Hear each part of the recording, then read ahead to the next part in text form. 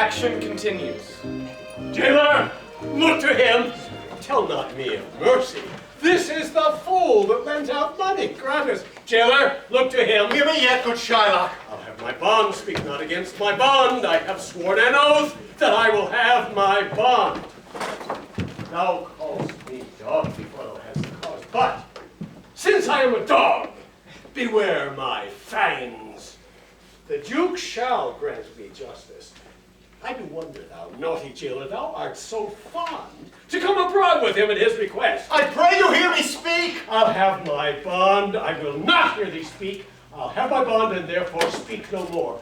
I'll not be made a soft and dull-eyed fool to shake the head, relent, and sigh, and yield to Christian intercessors. Follow not. I'll have no speaking. I'll have my bond. It is the most impenetrable cur that ever kept with man. Let him alone. I'll follow him no more with bootless prayers. He seeks my life. His reason well I know. I oft delivered from his forfeitures many that at times made moan unto me. Therefore he hates me. I am sure the Duke will never grant this forfeiture to hold. The Duke cannot deny the course of law. For the commodity that strangers have with us in Venice, if it be denied, will much impede the justice of the state. Since that the trade and profit of the city consisteth of all nations. Therefore go.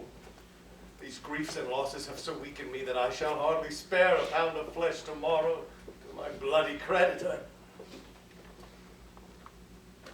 Well, jailer, on. Pray God Bassanio come to see me pay his debt. Then I care not.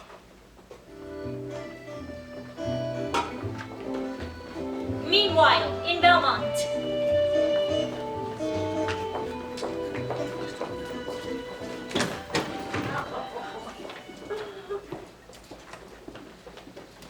Madam, although I speak it in your presence, you have a noble and a true conceit of godlike amity, which appears most strongly in bearing thus the absence of your lord. But if you knew to whom you show this honor, how true a gentleman you send relief, how dear a lover of my lord your husband. I never did repent for doing good, nor shall not now. For this Antonio, being the bosom lover of my lord, must needs be like my lord. If it be so, how little is the cost I have bestowed in purchasing the semblance of my soul from out the state of hellish cruelty. This comes too near the praising of myself, therefore no more of it. Here other things. Lorenzo, I commit into your hands the husbandry and manage of my house until my lord's return. For mine own part, I have toward heaven breathed a secret vow to live in prayer and contemplation, only attended by Nerissa here, until her husband and my lord's return. There is a monastery 2 miles off, and there we will abide. I do desire you not to deny this imposition. Madam, with all my heart, I shall obey you in all fair commands. My people do already know my mind, and will acknowledge you and Jessica in place of Lord Bassanio and myself. So fare you well till we shall meet again. Fair thoughts and happy hours attend on you. I wish your ladyship all heart's content. I thank you for your wish, and am well pleased to wish it back on you. Fare you well, Jessica.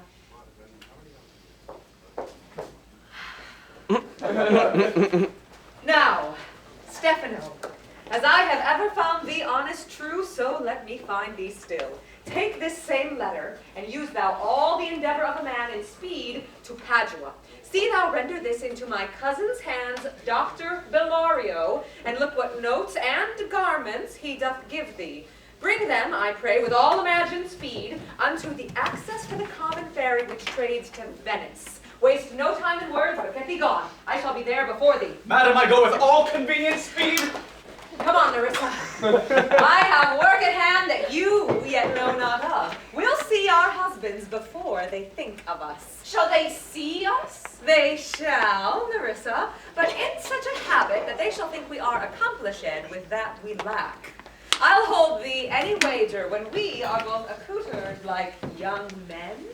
I'll prove the prettier fellow of the two, and speak between the change of man and boy with a reed voice, and turn two mincing steps into a manly stride, and speak of phrase like a fine bragging youth, and tell quaint lies, how honorable ladies sought my love, which I denying, they fell sick and died. I could not do withal. I have within my mind 1,000 raw tricks of these bragging jacks, which I will practice.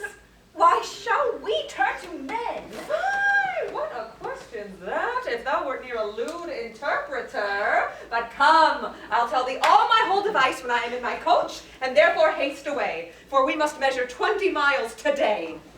Yes, truly, for look you, the sins of the father are to be laid upon the children, therefore I promise you, I fear for you. Now I was always playing with you, and so now I speak my agitation of the matter, therefore be of good cheer, for truly I think you are damned. I shall be saved by my husband. He hath made me a Christian. Ah, truly the more to blame ye. We were Christians enough before, e'en as many as could well live, one by another. This making of Christians will raise the price of hogs. I'll tell my husband, Launcelot, what do you say? Here he comes. I shall grow jealous of you shortly, Lancelot, if you thus get my wife into corners. Nay, you need not fear us, Lorenzo. Launcelot and I are out. He tells me flatly there's no mercy for me in heaven because I am a Jew's daughter. And he says, you are no good member of the Commonwealth, for in converting Jews to Christians, you raise the price of pork. How every fool can play upon the word. I think the best grace of which should shortly turn into silence, and discourse grow commendable in none but parrots. Go in, Sirrah, and bid them prepare for dinner. That is done, sir. They have all stomachs. Goodly Lord, what whipsnapper are you? Then bid them prepare dinner. Oh, that is done too, sir. Only cover is the word. More quarreling with occasion, wilt thou show the whole wealth of thy wit in an instant? I pray thee, understand a plain man in his plain meaning. Go to thy fellows, bid them cover the table, serve in the meat, and we will come into dinner. Come into dinner! Come into dinner! Oh, dear discretion, how his words are suited. And now, good sweet, say thy opinion. How dost thou like the Lord Bassanio's wife? Past all expressing. It is very meet the Lord Bassanio live an upright life, for having such a blessing in his lady, he finds the joys of heaven here on earth. And if on earth he do not merit it, in reason he should never come to heaven. Why, if two gods should play some heavenly match, and on the wager lay two earthly women, and Portia one, there must be something else pawned with the other, for the poor, rude world hath not her fellow. Even such a husband ask thou of me as she is for a wife. Nay, but ask my opinion too of that. I will, anon. First, let us go to dinner. Nay, let me praise you while I have a stomach. No, pray thee, let it serve for table talk. Then, howsoe'er thou speakst, among other things, I shall digest it. Well, I'll set you forth.